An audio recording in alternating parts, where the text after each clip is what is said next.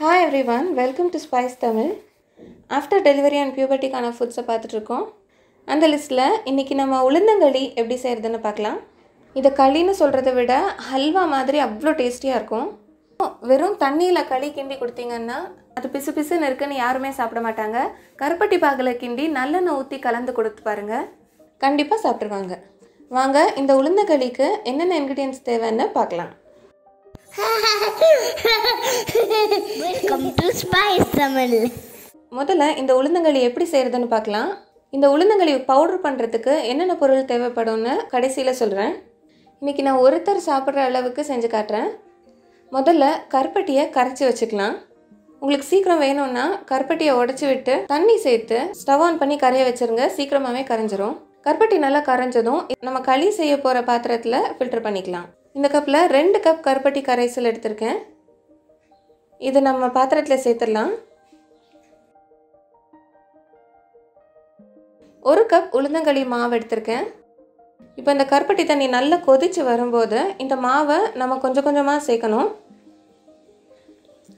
உப்புமாவுக்கு தண்ணி கொதிச்ச உடனே ரவையை கொஞ்சம் கொஞ்சமா சேர்த்து கலந்து விட்டுக்கிட்டே இருப்போம் இல்லையா, கட்டிப்படாம இருக்கிறதுக்காக. அதே மாதிரி தான் ஒரு கையில நம்ம மாவு சேர்த்துட்டே வரணும், இன்னொரு கையில கலந்து விட்டுக்கிட்டே இருக்கணும். அப்பதான் நமக்கு கட்டிப்படாம இருக்கும். அங்கங்க சின்ன சின்ன கட்டி இருந்தாலும் நம்ம கிளறி விடும்போது அதெல்லாம் உடைஞ்சு ஈவனா வந்துடும். இப்போ இது லூஸா இருக்கு. கொஞ்ச நேரத்திலேயே இது கெட்டியாக ஆரம்பிக்கும். அது வரைக்கும் விடாம கிளறலாம், இல்லைன்னா அடிப்பிடிச்சுக்கும். இப்போ இது கெட்டி ஆயிருச்சு. இந்த நேரத்தில் இந்த அளவுக்கு 3 அல்லது 4 டேபிள் ஸ்பூன் நல்லெண்ணெய் சேர்க்கலாம்.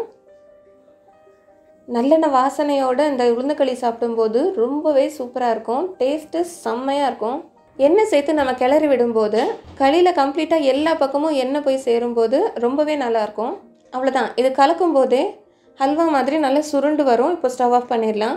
மேக்ஸிமம் 5 நிமிஷம் தான் ஆகும் இந்த களி கிண்டுறதுக்கு. ரொம்ப நேரம்லாம் எடுக்காது.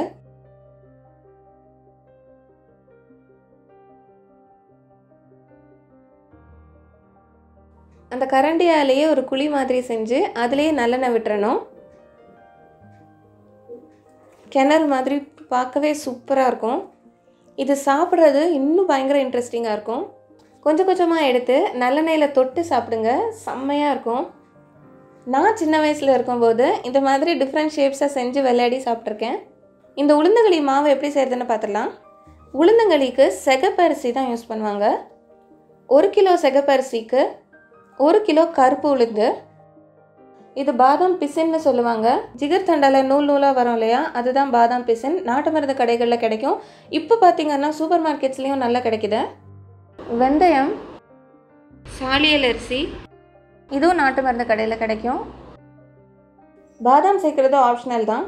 பாதாம் பிசின், சாலியல், வெந்தயம் இதெல்லாம் தண்ணி ஊற்றுனா கொஞ்ச நேரத்துலேயே ஊறி பெருசாயிரும். அதனால் இதெல்லாம் கழுவக்கூடாது. சிகப்பரிசியும் கருப்பு உளுந்தும் மட்டும் கழுவி நல்ல வெயிலில் காய வச்சுட்டு இது எல்லாமே கலந்து மிஷினில் கொடுத்து நல்லா நைஸாக அரைச்சி வாங்கிக்கோங்க. இந்த மாதிரி ஒரு டப்பாவில் போட்டு மூடி வச்சுக்கோங்க. அப்பப்போ எடுத்து யூஸ் பண்ணிக்கலாம். வெளியிலே வைக்கலாம், கெட்டு போகாது.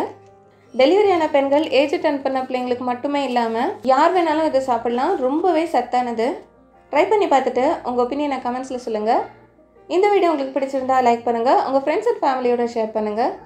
நீங்கள் spicetamilக்கு புதுசாக இருந்தீங்கன்னா சப்ஸ்கிரைப் பண்ணாமல் போகாதீங்க.